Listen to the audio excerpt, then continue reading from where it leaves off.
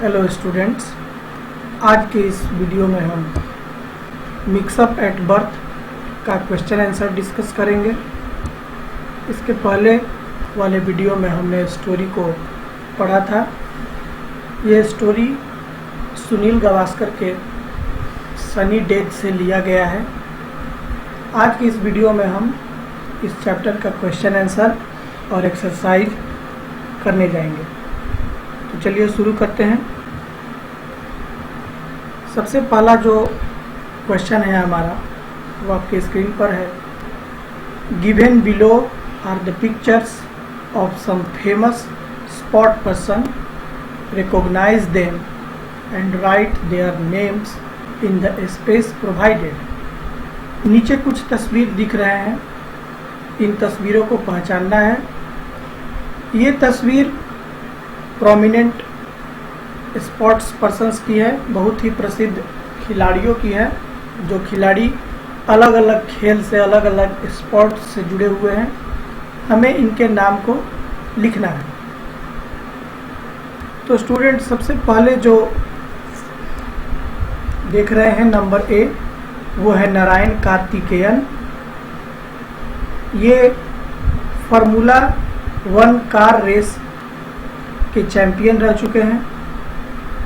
Number 2 जो है वो है भारत की famous runner sprinter PT Usha. And the third is Sunil Gavaskar, जिनके बारे में हम ये चैप्टर मिक्सअप एट बर्थ पढ़ रहे हैं। और जो फोर्थ पर्सनालिटी हैं वो चेस के कई ग्रैंड स्लैम टूर्नामेंट को अपने नाम कर चुके हैं। इनका नाम है विश्वनाथन आनंद। अगला क्वेश्चन लेते हैं B2। How different would your life have been if you were born in a different family, say in a different state or a different country? Read to find out what happened when Sunil Gavaskar got mixed up at birth. कितना अलग होगा यदि आप इस परिवार के बजाय किसी अन्य परिवार में जन्म लिए होते हैं, या फिर आप जिस जिले, जिस राज्य में पैदा हुए हैं, इसके बजाय आप किसी अन्य राज्य या अन्य स्थान पर पैदा हुए होते। इस चैप्टर को पढ़ने के बाद आपको बताना है कि सुनील गावस्कर के साथ क्या हुआ। इसका आंसर होगा स्टूडेंट, आई कैन नॉट से इट कुड बी बेटर और वर्स। ये कहना बहुत कठिन है। इसके बारे में शायद मुझे लगता है कि हम कोई प्रेडिक्शन नहीं कर सकते हैं कि यदि हम इस परिवार के बजाय किसी अन्य परिवार में जन्म लिए होते तो हमारी जिंदगी कैसी होती। अगला जो क्वेश्चन है B3। On the basis of your reading, जैसा कि आपने चैप्टर को पढ़ा, complete the following table with information about Sunil Gavaskar. Mixed up at birth chapter के पढ़ने के आधार पर सुनील गावस्कर के बारे में आप किस प्रकार के इंफॉर्मेशन को पाते हैं, आपको जवाब देना है। सबसे पहला क्वेश्चन है गावस्कर्स फुल नेम। इसका जवाब होगा सुनील गावस्कर। नंबर 2, प्रोफेशन यानी व्यवसाय।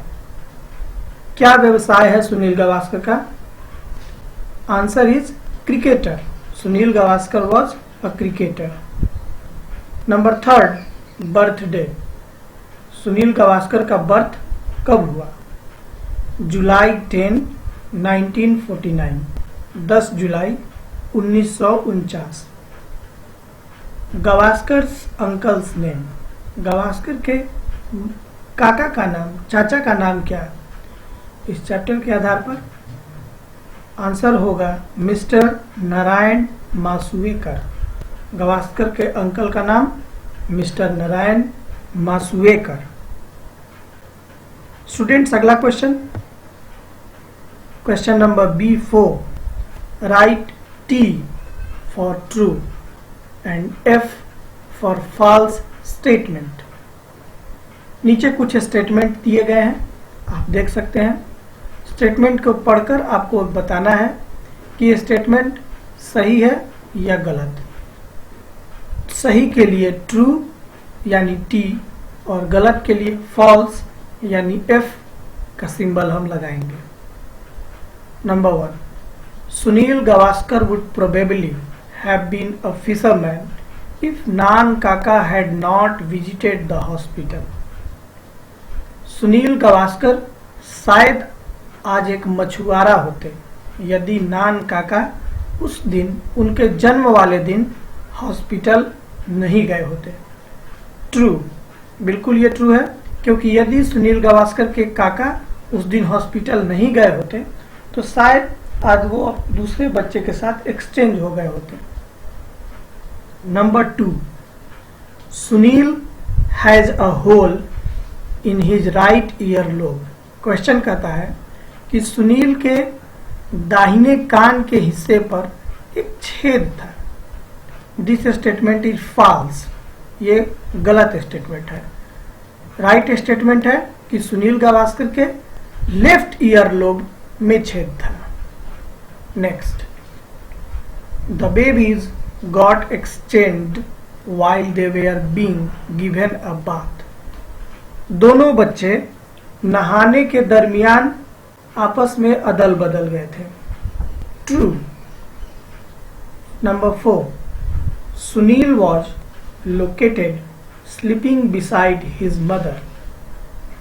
सुनील को उनके माँ के ठीक बगल में सोते हुए पाया गया। फॉल्स, सुनील को अपने माँ के पास नहीं बल्कि एक फिशर वुमेन के बगल में सोते हुए पाया गया था। B5, find words from the passage which mean the same as the following। नीचे कुछ वर्ड्स दिए गए हैं, उन वर्ड्स से मिलता जुलता हमें एक शब्द भरना है।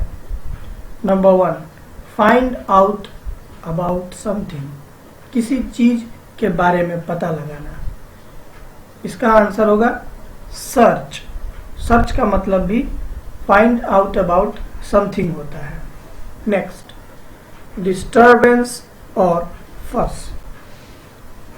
Answer is commotion. कमोशन को हम डिस्टर्बेंस और फस की सिचुएशन कहते हैं। डिस्टर्बेंस यानी कि बाधा वाली स्थिति, डिस्टर्बेंस यानी बाधा वाली स्थिति, और फस यानी कुछ गड़बड़ होना। गड़बड़ होना या किसी चीज का डिस्टर्ब होने को ही स्टूडेंट हम कमोशन कहते हैं। अगला वर्ड है student wildly excited. Wildly excited, जिसको हम कहते हैं फ्रैंटिक। फ्रैंटिक का अर्थात उन्मत्त, यानी काफी ज्यादा उत्तेजना में आना। उत्तेजना जो कि डिसिप्लिन के खिलाफ हो जाती है, ऐसी उत्तेजना को हम वाइल्डली एक्साइटमेंट कहते हैं। Next, lacking knowledge. Lacking knowledge का मतलब इग्नोरेंट, यानी जानकारी की कमी। Student, now come on B6। Now fill in the blanks with an appropriate form of the word from the listed ones in B5। अब student, जैसा कि हमने B5 में जिन वर्ड्स को पढ़ा है, उन्हीं वर्ड्स के आधार पर इन सेंटेंसेस को हमें फिलअप करना है। Number 1, the mother made a frantic search of her lost baby in the market. The mother made a frantic search, यानी माँ जो है एक उन्मत्त की तरह, एक पागल की तरह बाजार में अपने खोए हुए बच्चे को ढूंढती है। अगला, the accident caused a commotion in the market. Market में एक दुर्घटना होता है और दुर्घटना के कारण कमोशन यानी डिस्टरबेंस हो जाता है, गड़बड़ी फैल जाती है, पूरे मार्केट में अफरा तफरी का माहौल हो जाता है। Number 3, mister Sharma's dog was sleeping behind the big tree. Mister Sharma का जो कुत्ता है वो पेड़ के पीछे सोता हुआ पाया गया। Number 4, mister Verma is ignorant of his son's reports. Mister Sharma जो है अपने बेटे के रिपोर्ट के प्रति वो इग्नोरेंट है, यानी अपने बेटे के रिपोर्ट के बारे में उन्हें कोई जानकारी, उन्हें कोई नॉलेज, उन्हें कोई इंफॉर्मेशन नहीं है। Student, now we come on the question B7। Read the following extract. नीचे कुछ एक्सट्रैक्ट दिए गए हैं। एक्सट्रैक्ट का मतलब होता है चैप्टर से बीच का कोई हिस्सा निकाल कर दिया गया है। And answer the questions given, और उन एक्सट्रैक्ट को पढ़कर उन क्वेश्चन उस एक्सट्रैक्शन पर जो आधारित क्वेश्चन है उनका जवाब हमें देना है। I am grateful to my uncle for noticing the hole, for I have often wondered what would have happened if nature had not marked me out। अर्थात मैं अपने अंकल के प्रति काफी आभारी हूं कि उन्होंने मेरे कान के होल को नोटिस किया, कान के होल पर ध्यान दिया, जिस पर मैं आज भी आश्चर्यचकित हूं। और मैं ये सोचता हूं कि क्या होता यदि प्रकृति मुझे वो खास निशान नहीं दिया होता। क्वेश्चन है, who is I in the above line. ऊपर वाले जो लाइन है जिसको अभी मैंने पढ़ा, इसमें आई किसके लिए आया है? Answer is I is Sunil Gavaskar in the above line. ऊपर दिए गए पंक्तियों में आई सुनील गावस्कर के लिए आया है। Number 2, why is the speaker grateful to his uncle. Speaker जो है यानी उस ऊपर दिए गए लाइन को जिसने कहा है, जो वक्ता है, वो अपने अंकल के प्रति ग्रेटफुल क्यों है, अपने अंकल के प्रति आभारी क्यों है? The speaker was grateful to his uncle. Speaker अपने अंकल के प्रति आभार व्यक्त करता है बिकॉज, क्योंकि his uncle had noticed the hole, उसके अंकल ने उस होल को, उस छेद को नोटिस किया था। Otherwise he would have been grown up as a fisherman, अन्यथा आज वह एक मछुआरा होता। आज वो इतना बड़ा क्रिकेटर न होने के बजाय एक मछुआरा होता। Next, what does the expression nature marked me out mean. ये जो एक्सप्रेशन है नेचर मार्क्ड मी आउट, इसका मतलब क्या है? Nature marked me out means nature gave me a special symbol, a hole on my left earlobe. ये जो special चिन्ह के बारे में बात किया जा रहा है, इसका मतलब सुनील गावस्कर के बाएं कान पर जो छेद है उससे है। Next question B8। Answer the following questions. नीचे दिए गए प्रश्नों का जवाब देना है हमें। Number 1, what did mister Narayan Masuvekar notice on his first visit to hospital. Mister Narayan Masuvekar क्या नोटिस करते हैं जब वो पहली बार हॉस्पिटल में आते हैं? Mister Narayan Masuvekar noticed a little hole on the top of Sunil's left earlobe. Mister Narayan Masuvekar पहली बार जब हॉस्पिटल आते हैं तो सुनील के बाएं कान के पास एक छोटा सा छेद नोटिस करते हैं। Number 2, why was mister Narayan Masuvekar horrified on his second visit to the hospital. Mister Narayan Masuvekar जब दूसरी बार हॉस्पिटल आते हैं तो वो डर क्यों जाते हैं, वो क्यों घबरा जाते हैं? Mr. Narayan Masuvekar was in horror on his second visit to the hospital. Mister Narayan Vasudekar जब दूसरी बार हॉस्पिटल आते हैं तो वो डर जाते हैं, बिकॉज क्योंकि he noticed that the baby did not have the hole on left ear, क्योंकि इस बार वो बच्चे के बाएं कान के पास वो छेद को नहीं देखते हैं, इसलिए वो डर जाते हैं, इसलिए वो घबरा जाते हैं। Number 3, where was the baby found, वो बच्चा कहाँ पाया जाता है? The baby was found sleeping peacefully beside a fisher woman. Baby जो है शांतिपूर्ण तरीके से एक मछुआरे महिला के बगल में सोता हुआ पाया जाता है। Question number 4, What would have happened if Nan Kaka had not visited the hospital again on second day? क्या होता यदि नान काका दोबारा अगले दिन हॉस्पिटल नहीं आते?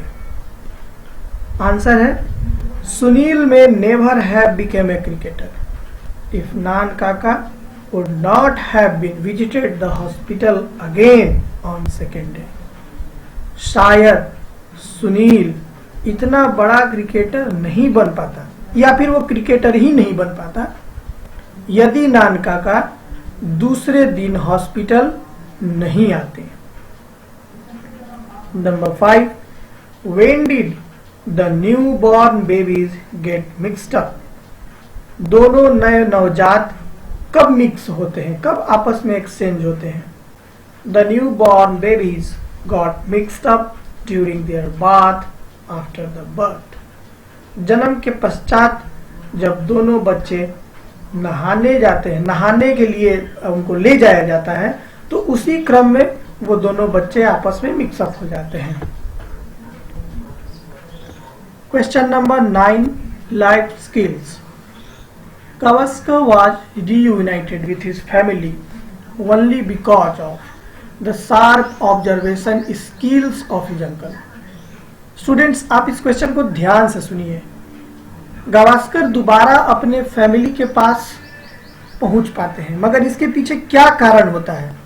कारण होता है उनके जो नान काका हैं उनका ऑब्जर्वेशन स्किल, उनकी तेज नजर, तेज दिमाग, तेज परख जो है सुनील गावस्कर को वापस उनके असली परिवार में भेजता है। Discuss in the class how the simple power of observation is an absolutely essential skill for life. इस प्रश्न को आपको अपने कक्षा में डिस्कस करना है, क्लास में डिस्कस करना है कि कैसे एक साधारण सा गुण, एक साधारण सा ऑब्जर्वेशन का जो गुण है किसी के किसी की लाइफ को किस हद तक बदल सकता है, या फिर इस चैप्टर के कॉन्टेक्स्ट में कितना इसेंशियल है।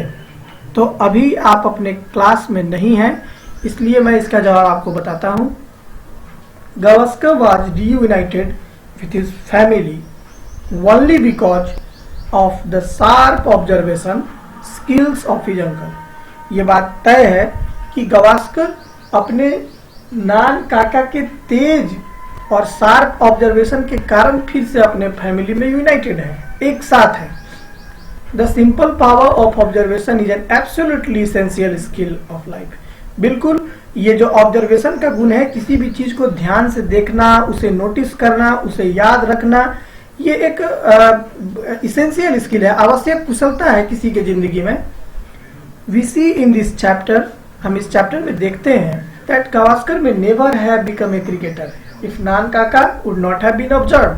शायद यदि उस दिन नान काका इस चीज को नोटिस नहीं किए होते तो आज गावस्कर की जिंदगी अलग होती। आज वो उसके हाथ में बल्ला होने के बजाय शायद वो मछली बेचता पाया जाता। Many A time a simple observation skill can save us from a huge trouble. आप कई बार नोटिस करते होंगे घर में अपने घरेलू कामों के दौरान भी कि साधारण सी सावधानी, छोटी सी सावधानी हमें बड़ी बड़ी मुसीबत से बचा लेती है। इससे हम क्या सीखते हैं? We must be alert every time, हमें हमेशा चौकन्ना होना चाहिए, हमें हमेशा अलर्ट होना चाहिए। वेदर वी आर रीडिंग और क्रॉसिंग द रोड, चाहे हम घर में बैठे चाय पी रहे हो, पढ़ रहे हो, खाना खा रहे हो या सड़क पर हो, हमें हमेशा सतर्क अलर्ट रहना चाहिए। स्टूडेंट्स अगला क्वेश्चन लेते हैं B10। Get into groups of 4, आपको 4 हिस्सों में बट जाना है। Go on a fact finding safari, collect information on your favourite sports personality, और आपको अपने पसंदीदा खिलाड़ी के बारे में इंफॉर्मेशन कलेक्ट करना है। प्रिपेयर ए कोलाज, और उनके बारे में एक कोलाज तैयार करना है। कोलाज एक्चुअली कहते हैं कि जिसमें क्रिकेटर के डिफरेंट फोटोग्राफ्स हों और उन डिफरेंट सिचुएशंस के बारे में हम थोड़ा बहुत डिस्क्राइब करते हैं। Celebrate the sports safari in your class, और इस कोलाज को अपने क्लास के अमॉन्ग दूसरे स्टूडेंट्स के साथ शेयर करना है। This question will be discuss inside the classroom. Students हम इस क्वेश्चन को जब भी हमारा लॉकडाउन के बाद स्कूल खुलता है, हम इस क्वेश्चन को क्लासरूम में डिस्कस करेंगे। So don't worry, let's move on question number B11। Rohit has won the chess championship of his school after coming back home. He writes his feelings in his personal diary. Read what he has written. Rohit जो है अपने school में chess championship जीतता है।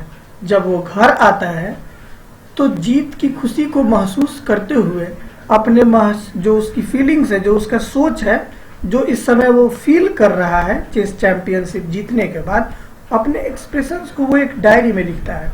हम पढ़ेंगे कि वो क्या लिखता है। सबसे पहले देखते हैं कि वो डेट लिखता है 4 जुलाई बुधवार, यानी Wednesday July 4। I won the Red Cross Chess Championship today. आज मैं रेड क्रॉस चेस चैंपियनशिप जीता। It was a very exciting match which lasted 1 hour and a half. ये मैच काफी एक्साइटिंग था और ये मैच 1.5 घंटे चला। I was very nervous in the beginning. शुरुआत में तो मैं काफी परेशान था, घबराया था। But slowly I gained my confidence. मगर धीरे धीरे मेरा विश्वास मैंने हासिल किया। My hands were shaking when I received the trophy. मेरे हाथ ट्रॉफी पकड़ते हुए कांप रहे थे। It was the happiest moment of my life. ये मेरे जीवन का सबसे ज्यादा खुशनुमा दिन था, सबसे ज्यादा खुशनुमा क्षण था।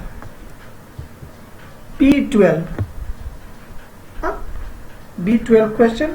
Suppose the baby with whom Sunil was exchanged. Read this story. मान लीजिए जो मिक्सअप एट बर्थ कहानी जिसको हमने पढ़ा, मान लीजिए यही कहानी वो बच्चा पढ़ रहा था जो सुनील गावस्कर के साथ एक्सचेंज हो गया है। कौन बच्चा पढ़ रहा है? तो जो सुनील गावस्कर के साथ एक्सचेंज हो गया है वो बच्चा इस स्टोरी को पढ़ रहा है, वो बच्चा मिक्सअप एट बर्थ पढ़ रहा है। What would be his reaction? तो उसकी प्रतिक्रिया क्या होती? आपको सोचना है, इमेजिन करना है। Imagine you are that baby. मान लीजिए कि आप ही वो लड़का है, आप ही वो बेबी है जिसके साथ सुनील गावस्कर चेंज हो जाता है। मान लीजिए आप ही वो पर्सनालिटी है। Now grown into a successful businessman with many fishing boats for the deep sea fishing.